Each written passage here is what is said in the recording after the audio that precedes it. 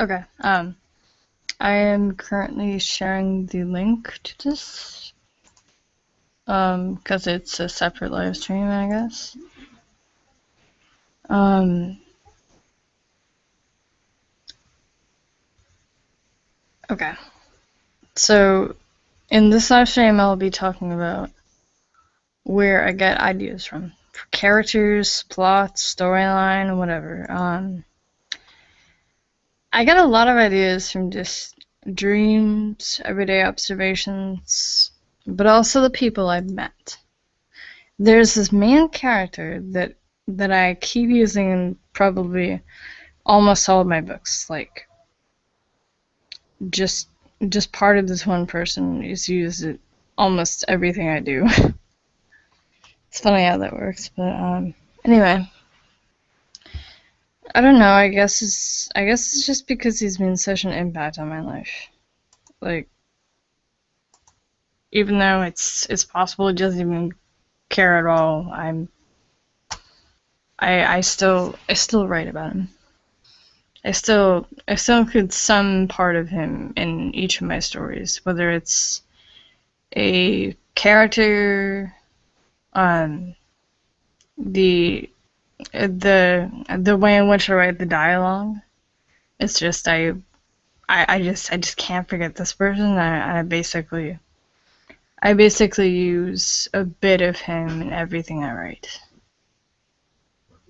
I guess it's just my way of coping with the loss of a friendship. I don't know. I don't know. And basically, I think of ideas all the time. Like, I can just think of one single idea and then create a story out of it.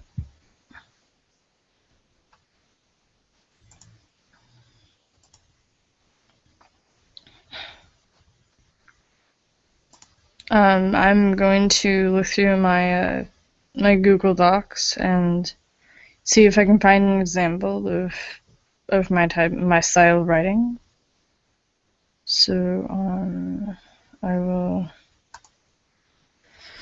I'm gonna use I'm gonna use one that I've already written and published because I don't really want to give spoilers away to to any projects I'm currently working on just yet.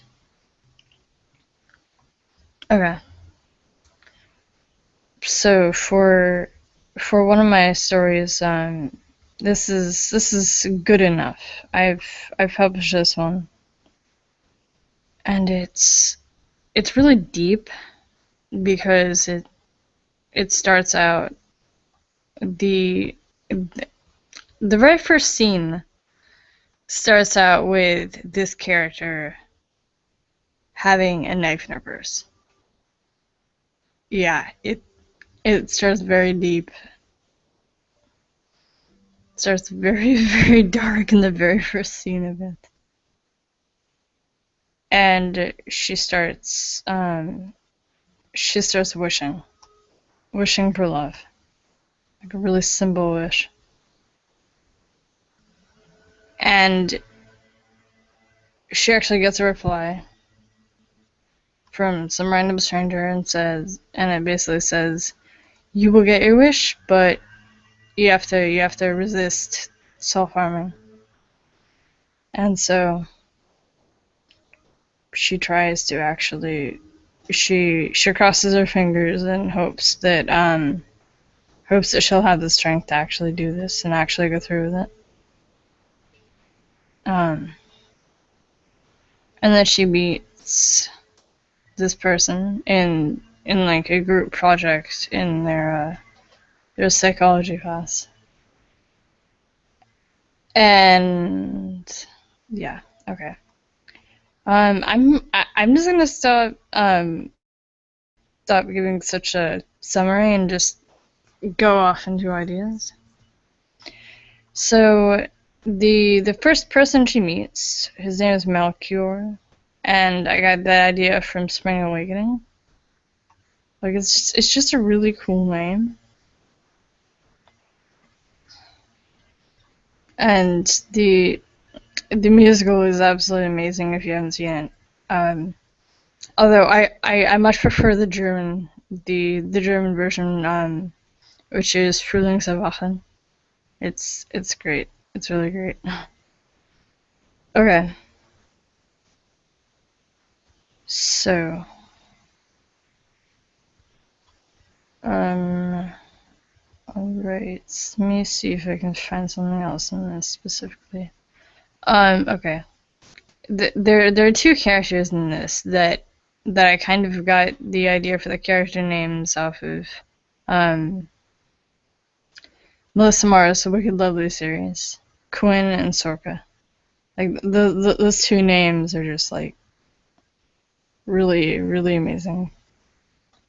And I believe the origin of that is Irish, I think. Once you get to really know me, you'll know I'm crazy about origins of names and languages and things like that.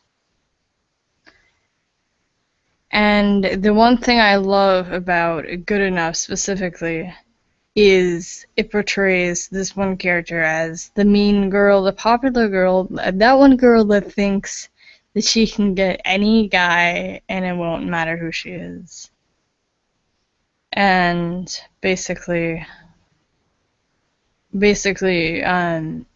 the funniest thing she said, in my opinion, is that thing is your girlfriend. Like, she's like, that thing is your girlfriend? Insults.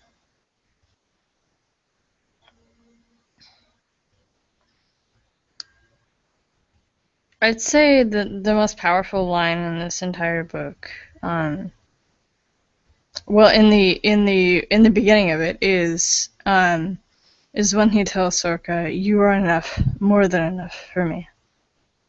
It's like pretty damn powerful.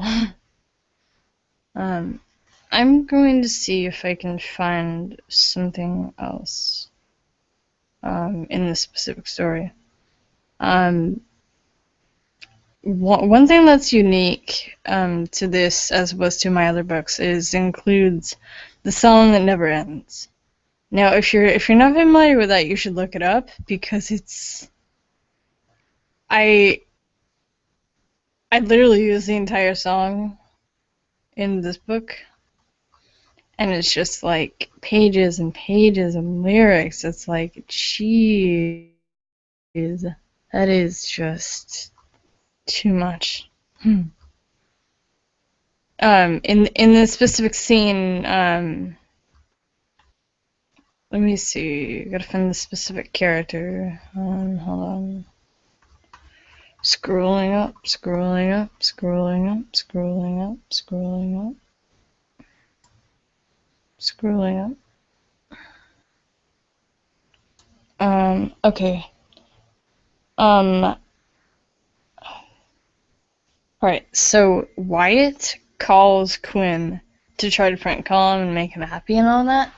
So he plays a song that never ends, and he doesn't really speak into the phone. He just says Quinn, and he's like, yeah, and then he press play on a recording of the song, and it keeps playing and playing and playing, and it's funny as hell. And it's playing and playing and playing, and he gets pretty pissed off, and he says, "What? I can hear the music." And it keeps playing and playing and playing and playing and going and going and going and going. The song never ends, yada yada. Keep going and going and going and going and going. Yeah, I'm just scrolling down on my document of it, and it's still going. And going and going and going and going and going some more and going and going until it finally ends. And and Wyatt bursts out laughing. but Quinn is like, I can't actually talk to you. Come see me when you aren't being such an asshole. That's funny. That's funny. Alrighty then. I'm gonna move on to one other story and discussing my ideas. Let me see if I can find one.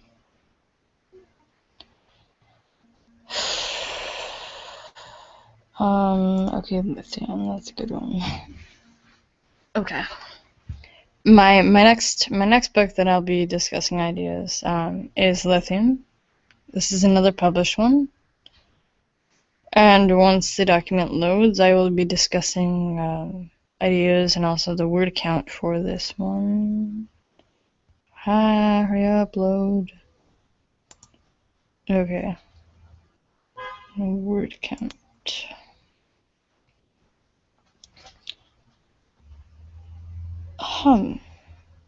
Okay. So the document says it only has 2,000 words. I guess, but I don't know. Okay. So the first scene, I literally love the first scene because it's like this scene basically describes how awkward it is to go up in a restaurant where there's reservations and say, table for one. You arrive alone and you're like, the hostess is like, how many in your party? Expecting more than one person because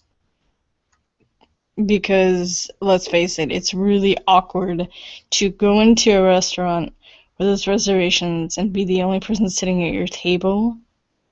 It's the most awkward thing at all.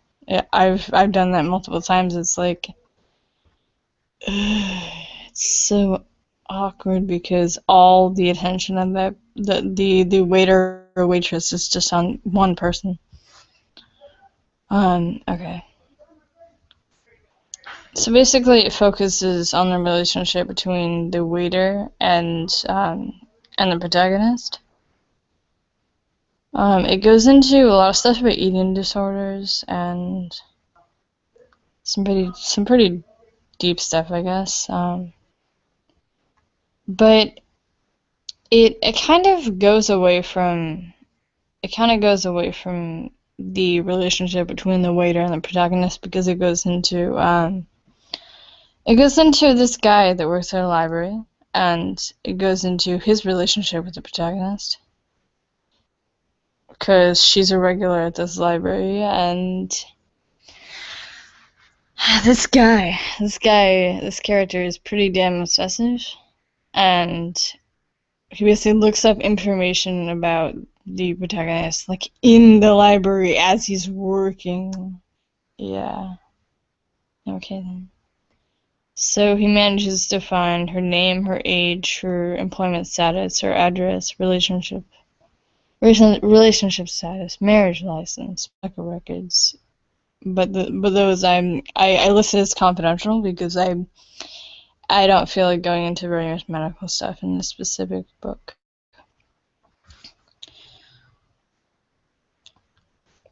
Yeah, it gets pretty it gets kind of erotic, I guess.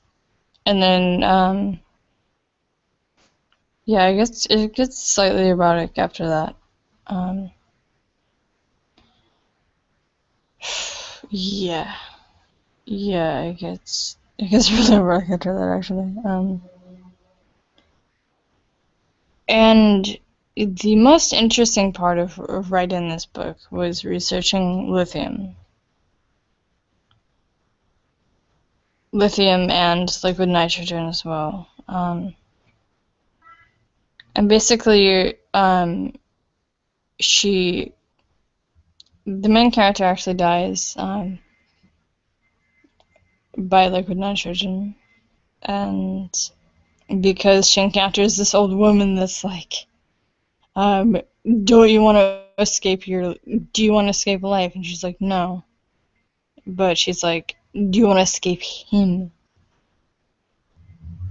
And she's like, hell yeah. Yeah, yeah. So, basically, the investigators are like, yeah, it's a suicide. And Paul gets pretty depressed after that. And he's like, every step feels like I'm walking on broken glass, nails, and knives. And from personal experience, I kind of know how that feels like how loss can really affect you, and how it can just pretty much destroy your life. Because it's like you can't really do anything without thinking about loss, and it's just there. It just destroys you after a while. Alright. I think I will end this for now. Yeah. I think I'll end this one because I don't really know what to talk about, honestly. Unless I can find something else, I don't know. Hold on.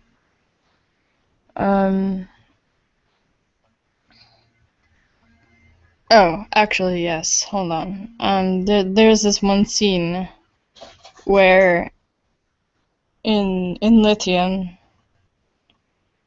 where Paul has his older brother giving him shit. And he left him like a gift kind of thing to try to make him happy and all that. And he's like, it says no object can make me happy again after losing her. How the fuck can you not comprehend that properly? And the very last thing that his brother says is, "You're right. I can't. I've never had anyone to lose. You do. You should be honored after all. She loved you." It's kind of a weird part after that. It's just, I don't know.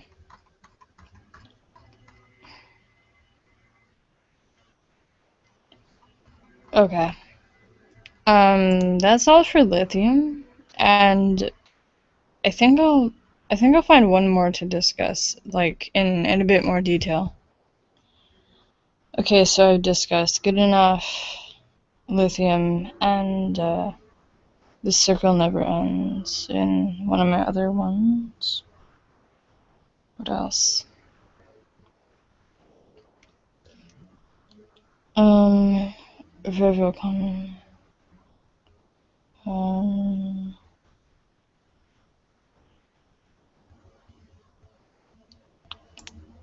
Okay. I'm going to discuss a book that I haven't really gone too much into.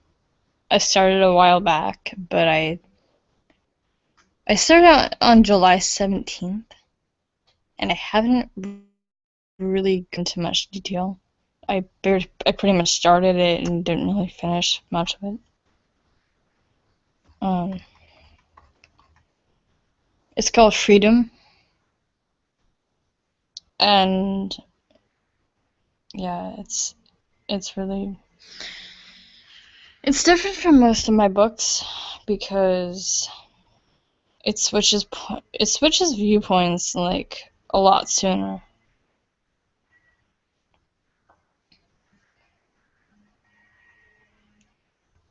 And it gets erotic really fast. It gets erotic really, really fast. And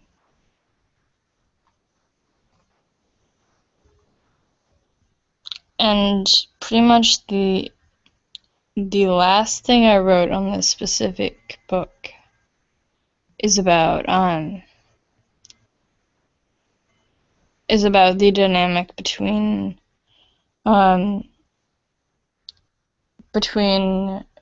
Johannes, Raul, and Iriel, who are the three main guys that are introduced in the story.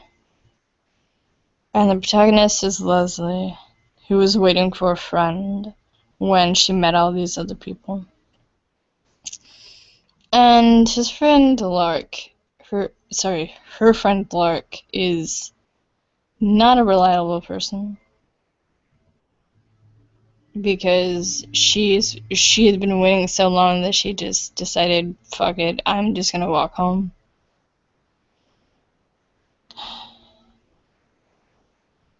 From a very early point in the book, Leslie makes it clear that she's not gonna allow herself to fall in love again with anyone. And when she meets Ariel, she's like, hell no, I'm leaving, I can't do this. It's kind of funny. Alrighty then. And actually how she meets Rahl and Johans is because Ariel has like godly powers, and he makes it so this old woman hands Leslie a bus pass so she can get home on a bus, and that is where she meets Johans and Rahl. And it's funny because by the end she doesn't even really get home. She just goes to a hotel.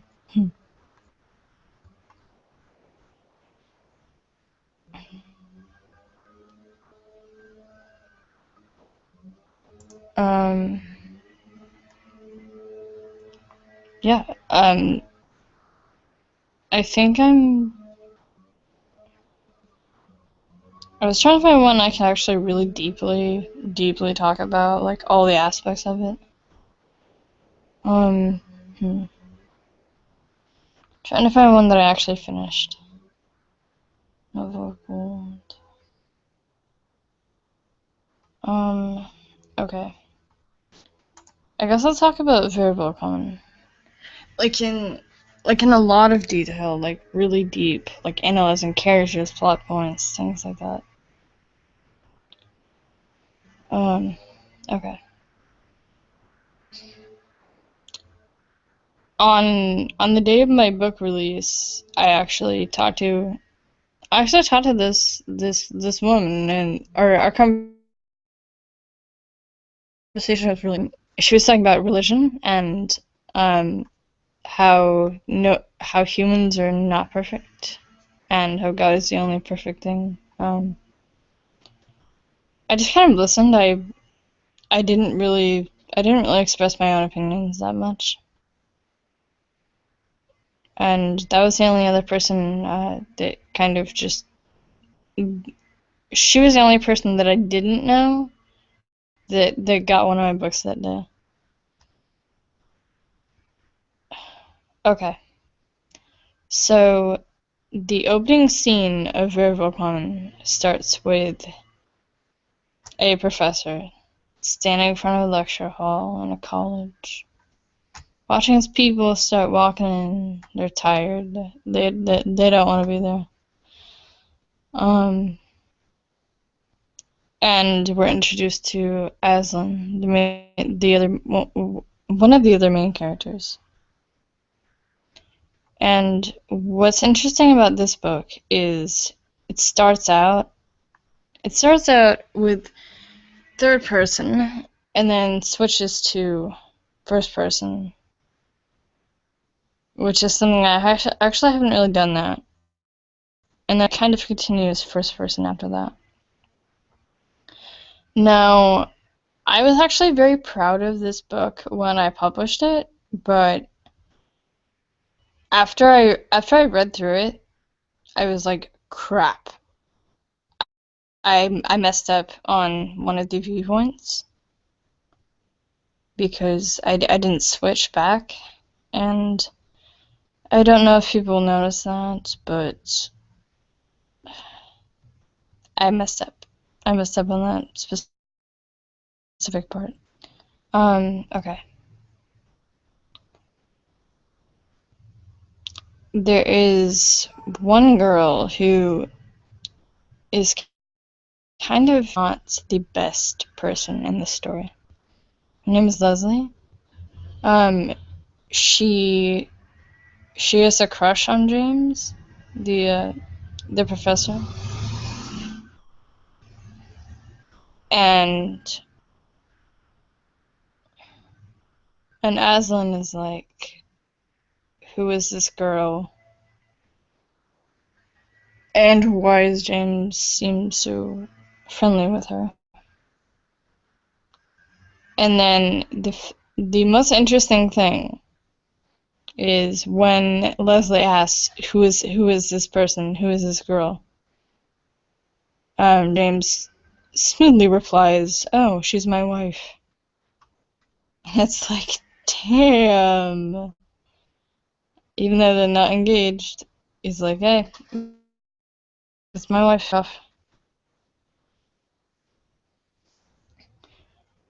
And things take a huge turn after that because Leslie really starts flirting with him. And she makes sure that Aslan is actually watching. And after that, James is like, leave me the fuck alone again. And Leslie, being the person she is like, I sense an innuendo. And he's like, no, go away. He's clearly very, very pissed in this moment.